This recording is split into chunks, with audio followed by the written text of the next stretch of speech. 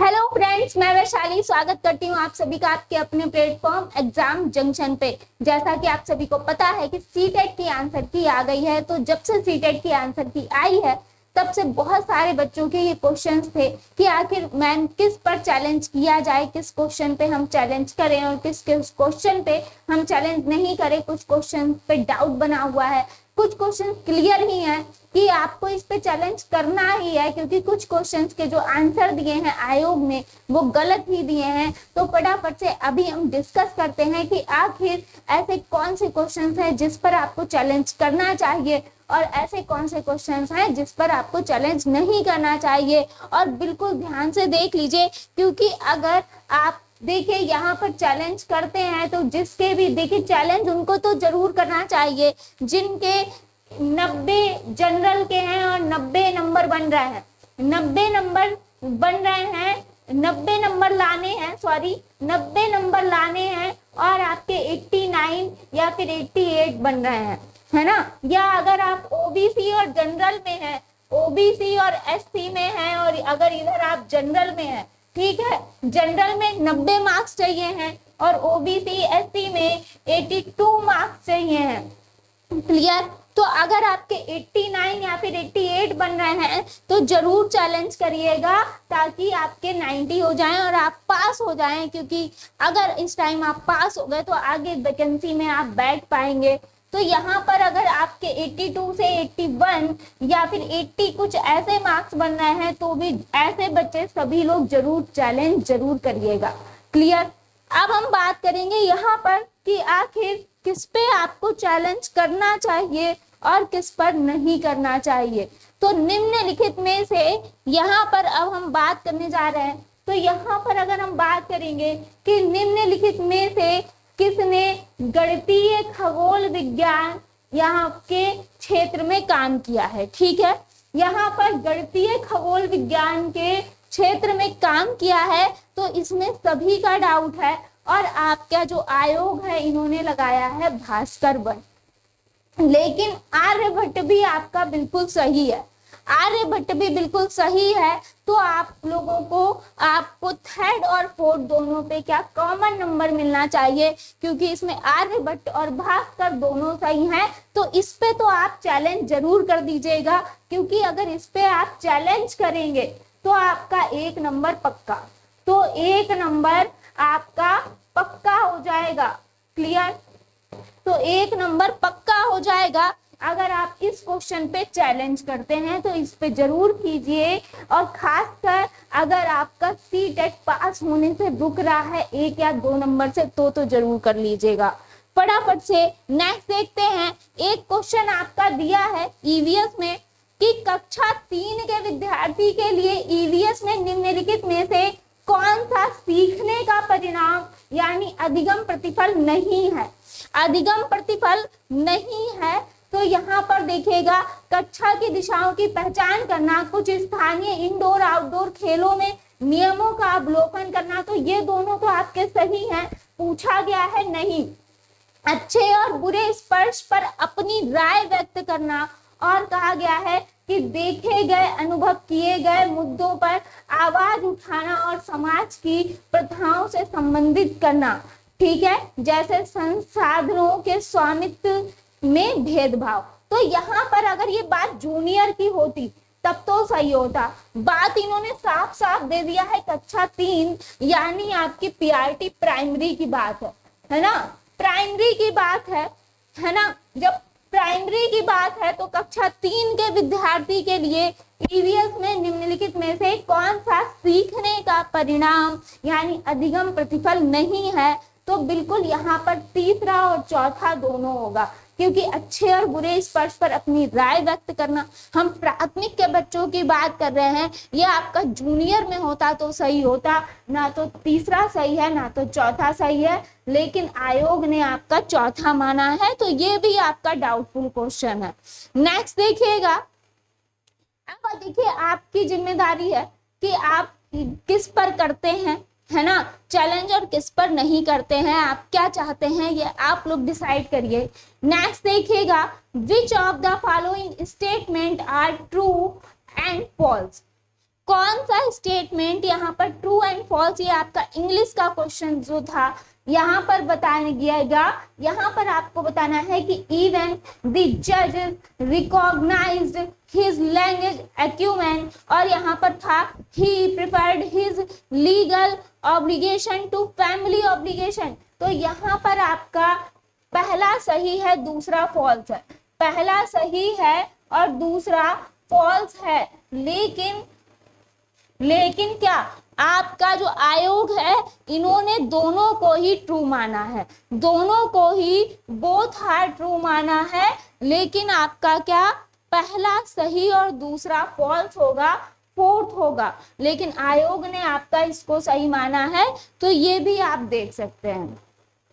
Next देखिएगा, ये question अगर मैं बात करूं तो इस पे भी आपका बिल्कुल 1 नंबर पक्का है, 1 नंबर पक्का है अगर इस पे आप क्या करते हैं, चैलेंज करते हैं, क्योंकि यहाँ पर आपको सीरीज दी गई है 5 - 5 + 5 - 5 की, और यहाँ पर कहा गया है कि विषम पदों का योगफल, विषम पदों का योगफल पहला, दूसरा, तीसरा, चौथा, पांचवा, ठीक है। तो इस हिसाब से विषम पदों का योगफल यहाँ पर 15 होगा या तो 0 होगा, तो 15 होगा या तो 0 होगा, और आयोग ने दिया है 5, तो ये आपका सही नहीं है, बिल्कुल 15 या फिर 0 आपका सही आंसर होगा। तो यहाँ पर आपको बिल्कुल इस पर चैलेंज करना चाहिए।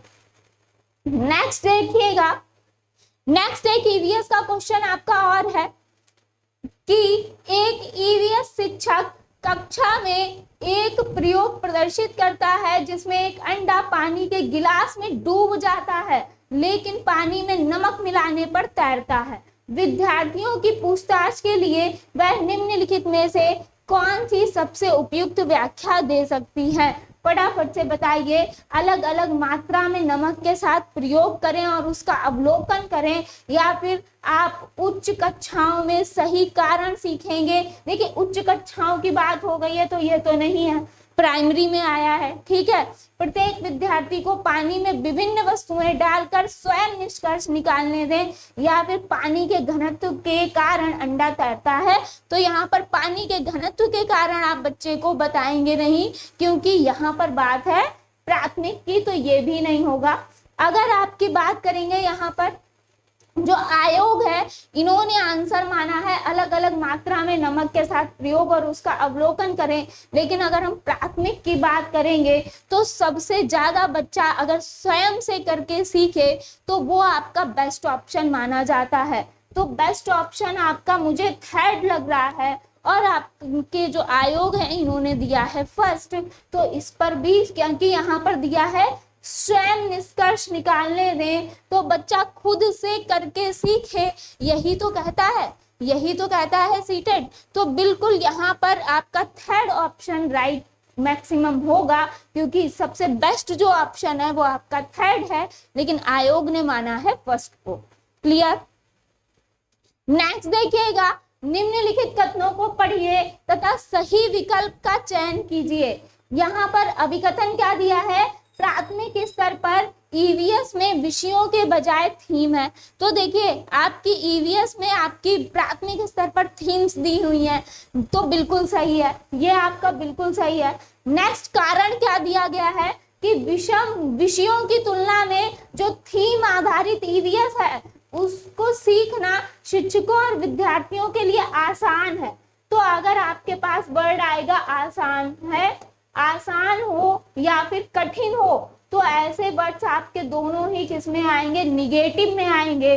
तो ये आपका सही नहीं है, लेकिन आयोग ने आपका ए और आर को दोनों को ही सही माना है, दोनों को ही सही माना है, परंतु यहाँ पर ए सही और आर गलत आपका राइट आंसर होना चाहिए, क्योंकि आपका जो सीटेड है किसी चीज को आसान या फिर कठिन के लिए यहाँ पर नहीं होता है। क्लियर? ये आपका निगेटिव में जाता है इसलिए। नेक्स्ट देखिएगा, ये क्वेश्चन विवादित आ रहा है, बहुत सारे बच्चों के कंफ्यूजन है इस पे कि यदि थीम यहाँ पर यात्रा दी गई है, थीम क्या दी गई है? यात्रा। बात हुई है रेलवे स्टेशन की, बात हुई है रेलवे स्टेशन की, तो यहाँ पर बताइए रेलवे स्टेशन ईवीएस में एक सामुदायिक संसाधन के उपयोग को दर्शाता है, बिल्कुल सही बात है। तो निम्नलिखित में से कौन पूरा करेगा, यहाँ पर थीम क्या है, भोजन। भोजन थीम को कौन पूरा करेगा, किसान, दुकानदार, कृषि फॉर्म या फिर जंगल। आयोग ने आपका कृषि फॉर्म माना है और ये बिल्कुल सही भी है, ये बिल्कुल सही भी है। बहुत बच्चे किसान में कंफ्यूज हैं, बहुत बच्चे दुकानदार में कंफ्यूज हैं, लेकिन आपका ये सही है, इस पे आपका चैलेंज नहीं करिए, ठीक है। ये आपका आयोग यही ही मानेगा, बिल्कुल इस पे चैलेंज करने का कोई फायदा नहीं है। नेक्स्ट देखिएगा, यहाँ पर बात हुई है कि निम्नलिखित कथनों को पढ़िए और सही विकल्प का चयन करिए। ईवीएस में जो क्षेत्र भ्रमण है प्रभावी शिक्षण शास्त्रीय रणनीति है, तो ईवीएस में क्षेत्र भ्रमण को सबसे बेस्ट माना गया है, तो बिल्कुल सही है। नेक्स्ट देखिएगा, क्षेत्र भ्रमण वस्तुओं, घटनाओं और स्थानों की याददाश्त को बढ़ाता है, बिल्कुल सही बात है, बिल्कुल सही बात है। लेकिन इन्होंने पहला सही और आर को गलत माना है, आर सही व्याख्या नहीं है इन्होंने बोला है, आर एक ही सही व्याख्या नहीं है इन्होंने ये बोला है, लेकिन बिल्कुल ये सही है कि ईवीएस में जो क्षेत्र भ्रमण है वो प्रभावी शिक्षण है। और क्योंकि जब बच्चा क्षेत्र भ्रमण करता है, जब खुद से जाकर प्रैक्टिकली देखता है, क्षेत्र भ्रमण पे जाता है, तो वो वस्तुएं, घटनाएं और जो स्थान होते हैं वो उनके पूरे दिमाग में फिट हो जाते हैं, यानी उनकी याददाश्त को भी बढ़ाते हैं। यानी यहाँ पर बिल्कुल ए और आर दोनों ही सही है, और आर जो है वो एक ही सही व्याख्या है, ठीक है। यहाँ पर सही व्याख्या नहीं है दिया है, आयोग ने आपका ये माना है, लेकिन यहाँ पर दोनों ही सही है और आर एक की बिल्कुल सही व्याख्या है। क्लियर। नेक्स्ट देखिएगा, यहाँ पर आपका एक क्वेश्चन हिंदी का है, एक क्वेश्चन हिंदी का है। यहाँ पर आप देखिए, आपको एक यहाँ पर ये मिला हुआ था सेंटेंस कि यहाँ पर आपसे दिया गया था, आया समय उठो तुम नारी, युग निर्माण तुम्हें करना है, आजादी की खुद नींव में तुम्हें प्रगति पत्थर भरना है, अपने को कमजोर ना समझो, जननी हो संपूर्ण जगत की गौरव हो। तो आपका इसमें एक क्वेश्चन था ये कि स्त्री के लिए किस विशेषण का प्रयोग नहीं किया गया है, इसमें स्त्री के लिए किस विशेषण का प्रयोग नहीं किया गया है। तो यहाँ पर देखिए गौरव आपका आया है, तो गौरव तो आया है, ठीक है। नींव अगर बात करें तो नींव भी आया है, बिल्कुल सही है। यहाँ पर अपने को कमजोर ना समझो यानी शक्तिशाली, अपने को कमजोर ना समझो यानी क्या, अपने को कमजोर ना समझो यानी अपने को अबला ना समझो, तो ये भी सही है। आपका आंसर ये बिल्कुल सही है, इस पे आपको नहीं करना है, इस पे आपको चैलेंज नहीं करना है। यहाँ पर अपने को कमजोर ना समझो यानी यहाँ पर सबला का मतलब क्या होता है, शक्तिशाली, सबला का क्या होगा, शक्तिशाली, ठीक है। क्लियर। तो यहाँ पे आपका ये आंसर बिल्कुल सही था। नेक्स्ट देखिएगा, a teacher is planning to give a free writing to task to learners in class 5th। Class 5th की बात हो रही है। Which one of the following should be focused on the most by the teacher.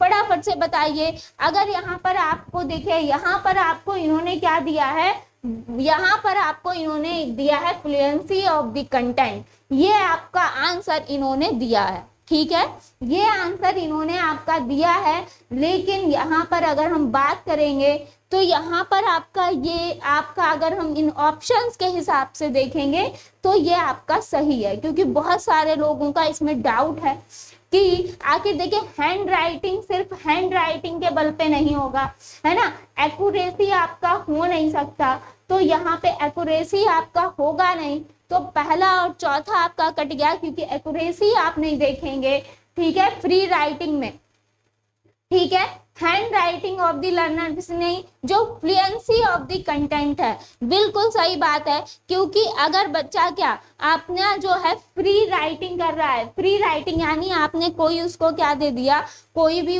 आपने उसको topic दे दिया best था, या उससे जुड़ा हुआ कुछ भी ऐसा आपने लिखने को दे दिया कि अपने फादर पे लिखिए या फिर अपने स्कूल पे लिखिए, तो बच्चा क्या फ्लुएंसी के साथ लिखेगा। तो बिल्कुल यहाँ पर इस पे भी ऑब्जेक्शन की जरूरत नहीं है। आयोग मुझे लगता है कि यही ही आंसर मानेगा, लेकिन वैसे आपका ये का कोई भी इसमें सही नहीं होगा, ठीक है। यानी यहाँ पर फ्लुएंसी भी नहीं देखी जाएगी, तो बिल्कुल यहाँ पर सभी वैसे तो गलत होने चाहिए। लेकिन अगर हम आयोग की बात करें, अगर जो तर्क दिया है हम उसकी बात करेंगे, जो मैंने अभी आपको बताया है उसके अनुसार आपका सेकंड ही सही है। तो ये कुछ क्वेश्चंस थे कि किस पर आपको करना है चैलेंज और किस पर नहीं करना है चैलेंज। तो अब आपको मैंने डिसाइड कर दिया है, 1, 2 या से 3 क्वेश्चन ऐसे हैं जिस पे आपको नंबर मिलेगा ही मिलेगा। लेकिन अगर आप और क्वेश्चंस पे भी करना चाहते हैं तो बिल्कुल कीजिए, ठीक है। तो मैंने आपको बता दिया कि आखिर किसका क्या हो सकता है और किस पर आपको चैलेंज परफेक्टली करना चाहिए। यानी 1 से 2 क्वेश्चन तो ऐसे हैं, यानी अगर 1-2 नंबर से आप रुक रहे हैं तो जरूर इन दो कुछ ऐसे क्वेश्चंस हैं जिस पर मैंने आपको बताया कि उस पे नंबर पक्का ही पक्का है, और बाकी पे आपका आयोग क्या डिसाइड करता है उसका आपको जो भी हो वो आपको देखने को मिलेगा आगे। तो आई होप कि आपको चीजें समझ आ गई होंगी। तो आपके कम से कम अगर आप चैलेंज करते हैं तो आपके अच्छे खासे नंबर बढ़ जाएंगे। यानी अगर आप 1, 2 या 3 नंबर से रह रहे हैं तो जल्दी से जल्दी, आज आपका लास्ट डे है, आज लास्ट डे है, तो जल्दी से जल्दी आप चैलेंज कर दीजिए। बाकी मिलते हैं नेक्स्ट सेशन में नेक्स्ट वीडियो के साथ। और हाँ, बस इतना ध्यान रखिएगा कि पर क्वेश्चन आपका 1000 रुपए है जो आपके नोटिस में आपको मिल गया था। तो यहाँ पर ध्यान रखिएगा और अपने क्रेडिट या फिर डेबिट कार्ड से ही करिएगा खुद के, ठीक है, ताकि आपका अगर आगे पैसे वापस आने हो तो वो आपके आसानी से आपको मिल सके। बाकी मिलते हैं नेक्स्ट सेशन में। बहुत बहुत धन्यवाद। जो लोग यहाँ पर नए हैं प्लीज जल्दी से चैनल को सब्सक्राइब कर लीजिएगा, बेल आइकन को प्रेस कर लीजिएगा, ताकि ऐसे ही अपडेट और ऐसे ही वीडियोस आपको मिलते रहें। धन्यवाद।